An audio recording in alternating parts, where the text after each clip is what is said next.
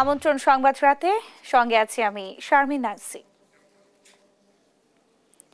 ভারত পাকিস্তান সংঘাতে আগ বাড়িয়ে কোনো পদক্ষেপ নেবে না বাংলাদেশ, তবে তারা চাইলে সমঝোতায় মধ্যস্থতা করবে ঢাকা, জানালেন পররাষ্ট্র উপদেষ্টা তৌহিদ হোসেন।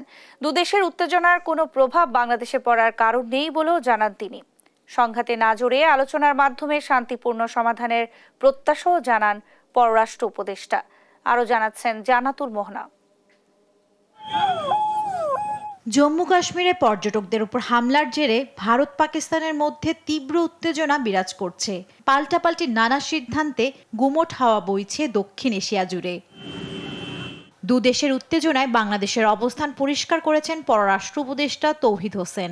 রোববার বিকেলে এক সংবাদ সম্মেলনে তিনি জানান, ভারত পাকিস্তান সংঘাতের প্রভাব বাংলাদেশে সরাসরি না পড়লেও আঞ্চলিক স্থিতিশীলতায় আলোচনার মাধ্যমে সমাধান জরুরি। তাদের যে সংঘাত, সেই সংঘাত সরাসরি আমাদেরকে এফেক্ট করার কিছু নেই, কারণ আমরা এতে কোনো পক্ষ নই। আমরা যেটা বলেছি যে আমরা চাই যে তারা দুই পক্ষ আলাপ আলোচনার মাধ্যমে সমাধান করে ফেলুক, কোনো সংঘাত না থাকুক। দেশ দুটি চাইলে ঢাকা মধ্যস্থতা করতে প্রস্তুত বলে জানান পররাষ্ট্র উপদেষ্টা। আমি মনে করি না যে এই মুহূর্তে আমাদের মধ্যস্থতার কোনো ভূমিকা নেওয়ার চেষ্টা করা উচিত। আমরা চাইবো যে তারা নিজেরাই সমস্যা করে ফেলে। তারা যদি আমাদের সহায়তা চায় যে আপনারা মধ্যস্থতা করুন, তাহলে হয়তো আমরা যাবো, কিন্তু তার আগে আমরা আগ বাড়িয়ে এটা কিছু করতে চাই না। এদিকে ভারতের গুজরাটে বিপুল সংখ্যক বাংলাদেশি আটকের বিষয়ে পররাষ্ট্র মন্ত্রণালয়কে অফিসিয়ালি কিছু জানানো হয়নি।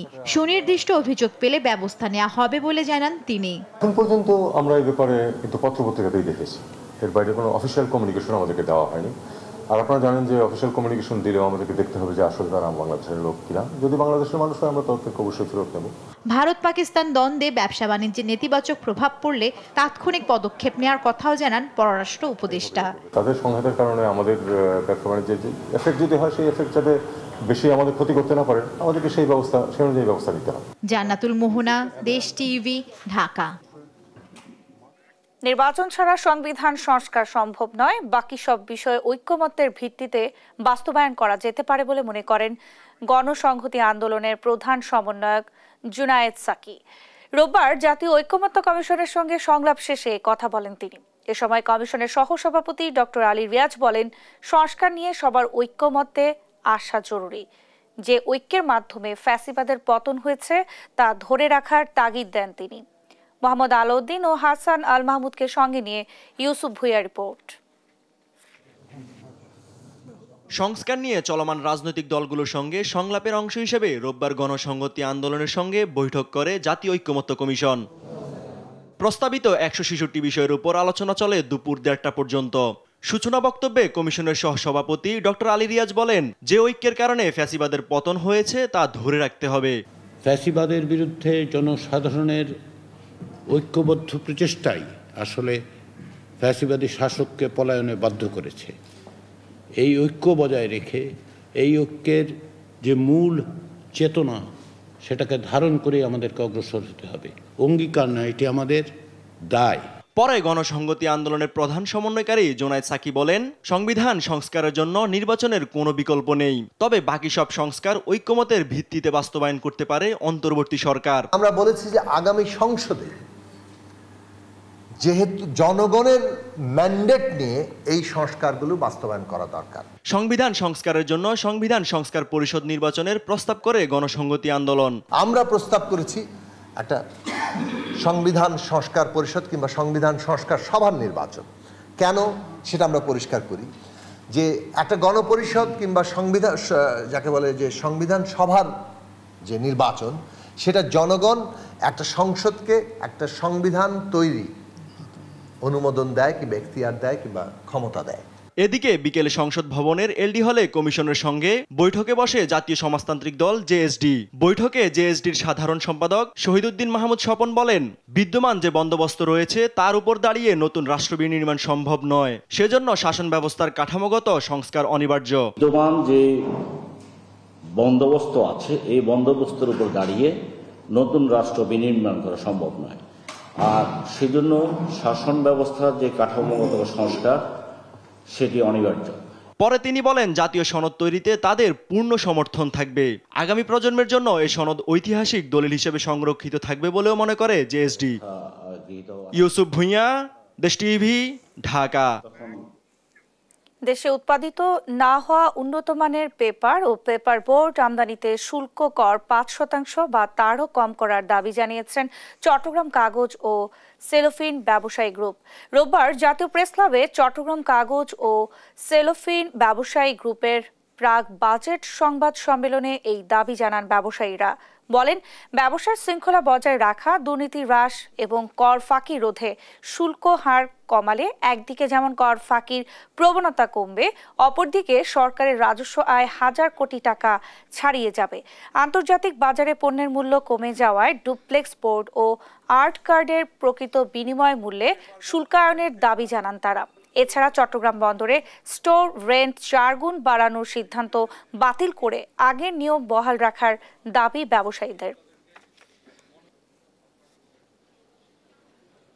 পেপার বোর্ড আমদানিতে প্লাস্টিক শিল্প কাস্টম ডিউটি 5% বা তার ও কম করার আবেদন, শুল্ক কর সিডি 5% করা হলে ব্যবসায় শৃঙ্খলা, দুর্নীতি হ্রাস ও কর ফাঁকির হার কমে আসবে বলে সরকারের রাজস্ব বহুলাংশে বৃদ্ধি পাবে, যা হাজার কোটি টাকা ছাড়িয়ে যাবে।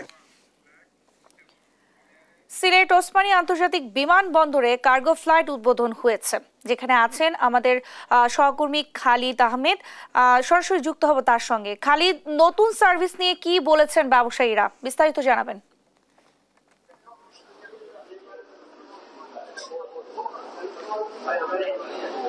ন্যান্সি, আপনাকে ধন্যবাদ। যেমনটি আসলে বলছিলেন যে সিলেট আজকে একটি মহেন্দ্র কোণের সাক্ষী হলো, যে সকল আনুষ্ঠানিকতার শেষে অল্প কিছুক্ষণের মধ্যেই আসলে বিমানটি স্পেনের উদ্দেশ্যে যাবে, এমনটি আমরা জানতে পেরেছি। আপনি জানেন যে আজকে এই কার্গো ফ্লাইটের ঢাকার বাইরে দ্বিতীয় বিমানবন্দর হিসেবে সিলেট ওসমানী আন্তর্জাতিক বিমানবন্দর থেকে কার্গো ফ্লাইটের যে আনুষ্ঠানিক উদ্বোধন সেটি করেছেন বিমান পরিবহন ও পর্যটন উপদেষ্টা শেখ বশিরউদ্দিন। মূলত আজকের এই অনুষ্ঠানে সিলেটের ব্যবসায়ী নেতৃবৃন্দ এবং রাজনৈতিক নেতৃবৃন্দ অংশ নিয়েছেন। আমার সাথে রয়েছেন সিলেট মহানগর বিএনপির সাধারণ সম্পাদক জনাব এমদাদ হোসেন চৌধুরী। আমরা একটু তার কাছে জানতে চাইবো যে আজকের এই মহেন্দ্র কানের সাক্ষী হলেন আপনারা, এই সিলেট থেকে প্রথম কার্গো ফ্লাইট শুরু হয়েছে, আপনি এই বিষয়টিকে কেমন দেখছেন? প্রথমে আমরা আল্লাহর শুকরিয়া আদায় করছি সিলেটবাসী, আজকে একটি ঐতিহাসিক দিন।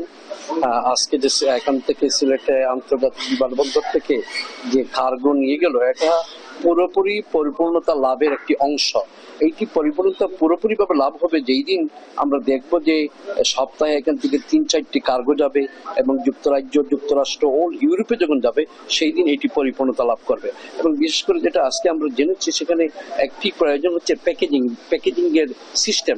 সেটা আমরা অবশ্যই সিলেটবাসী আমরা চেষ্টা করব যত দ্রুততম সময়ের মধ্যে যদি প্যাকেজিং সিস্টেম করা যায়, তাহলে সিলেটের যে শাক সবজি যেগুলো আছে সেগুলো কিন্তু বাংলাদেশ থেকে সেটা রপ্তানি করতে পারবে। এবং শুধু রপ্তানি করলে হবে না, আমরা পাশাপাশি ইম্পোর্টেরও, যেহেতু সিলেট একটি অধ্যুষিত এলাকা, প্রবাসী অধ্যুষিত এলাকা, সেখানে বিদেশি মাল যাতে দেশের ভিতরে ঢুকে দেশের এই যে ট্রেড অফ ব্যালেন্স যেটা বলা হয়, শুধু এক্সপোর্ট করলে হবে না, ইম্পোর্ট। ধন্যবাদ আপনাকে। তিনি আসলে যেমনটি বলছিলেন যে সিলেটবাসীর একটি দাবি হচ্ছে যে প্যাকিং হাউস সেটি যদি সিলেটে নির্মাণ করা হয় তাহলে এই কার্গো ফ্লাইট সেটি আসলে কন্টিনিউ করা যাবে। তো এই ছিল সিলেটে কার্গো ফ্লাইট চালনী আমার কাছে সর্বশেষ। ন্যান্সি। খালিদ, আপনাকে ধন্যবাদ। দর্শক, সিলেট থেকে আমাদের সঙ্গে যুক্ত হয়েছিলেন সহকর্মী খালিদ আহমেদ। রাজধানীর মিরপুরের পলাশনগরে 87 কোটি টাকার সংস্কার কাজ শুরু করতে যাচ্ছে ঢাকা উত্তর সিটি কর্পোরেশন। রোববার দুপুরে পলাশনগরের রাস্তা, ফুটপাত ও নর্দমার নির্মাণ কাজ উদ্বোধন করেন ডিএনসিসি প্রশাসক মোহাম্মদ এজাজ। ডিএনসিসির 2, 3, 4 ও 5 নম্বর ওয়ার্ডে 7টি প্যাকেজে মোট 11 কিলোমিটার রাস্তা, 35 কিলোমিটার নর্দমা ও 13 কিলোমিটার ফুটপাত নির্মাণ করা হবে। এ সময় যত্রতত্র ময়লা আবর্জনা না ফেলার আহ্বান জানিয়ে মোহাম্মদ এজাজ বলেন, ঢাকায় প্রায় 18টি জায়গায় বৃষ্টির কারণে দীর্ঘস্থায়ী জলাবদ্ধতা নিরসনে ব্যবস্থা নেওয়া হচ্ছে। 5টা বেন্ড আছে 90 ডিগ্রি অ্যাঙ্গেলের, দ্যাট মিনস বৃষ্টি হলে পানিটার গেলে একটা বটলনেক তৈরি হয়। এগুলোকে ইমার্জেন্সি আমরা ঠিক করার ব্যবস্থা করছি, যে কালশীতে পানি জমবে এবারও, কিন্তু তাছাড়াও অ্যাডজেস্টেন্ট এরিয়াতে যেন বন্যাটা না হয় সেটার আমরা ব্যবস্থা করছি। ঢাকাতে 18টি স্পটে, আমার নিজের গবেষণা এটা আমরা দেখেছি যে 18টি স্পটে দীর্ঘস্থায়ী বন্যা হয় বৃষ্টিতে, 5 ঘন্টা থেকে 8 ঘন্টা পানি নামে না। এবার 5 থেকে 7টি জায়গায় এরকম পানি জমবে, বাকিগুলোতে জমবে না। সময়টা তারপরেও পানিটা যেন খুব দ্রুত নেমে যায়, অ্যাটলিস্ট 2 থেকে 3 ঘন্টার মধ্যে যেন পানিটি নামে, সেই ব্যবস্থা আমরা করব। রাজধানীর বায়ু দূষণ রোধে ব্যবস্থা নিতে 2 সিটি কর্পোরেশন সহ 7 বিবাদীকে নির্দেশ দিয়েছেন হাইকোর্ট। একই সঙ্গে ঢাকার বায়ুর মান বাড়াতে কেন কোনো ব্যবস্থা নেওয়া হবে না জানতে চেয়ে রুল জারি করেছেন হাইকোর্ট। বিচারপতি কাজী জিনাত হক ও বিচারপতি আইনুন নাহার সিদ্দিকার হাইকোর্ট বেঞ্চ এই রুল জারি করেন।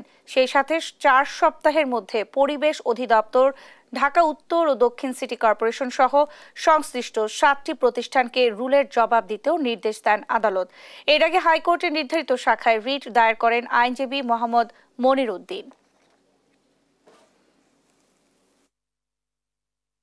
25/3/2025 একটা রিট পিটিশন ফাইলিং করি যে ঢাকার বায়ুমান দূষণ যেটা আছে এটা রোধ করার জন্য ঢাকা সিটি কর্পোরেশন, পরিবেশ অধিদপ্তরের সংশ্লিষ্ট যারা আছে তারা যেন এর জন্য ব্যবস্থা গ্রহণ করে। তো আজকে এটা আমাদের মাননীয় বিচারপতি কাজী জিনাত হক এবং মাননীয় বিচারপতি আইনুন নাহার সিদ্দিকা ওনাদের বেঞ্চে আজকে 131 নম্বর আইটেমে আজকে আমরা এটা রিট মোশন হিয়ারিং করি। রিট মোশন হিয়ারিং করার পরে মাননীয় বিচারপতি মহোদয়গণ আদেশ পাস করলেন যে 4 সপ্তাহের মধ্যে কেন ঢাকার বায়ুর যে দূষণ আছে এই দূষণ নিরোধনকল্পে কোনো ব্যবস্থা গ্রহণ করা হবে না। এই ছিল এখনকার সংবাদ রাত। পরের বুলেটিন দেখার আমন্ত্রণ রইল। ধন্যবাদ সবাইকে।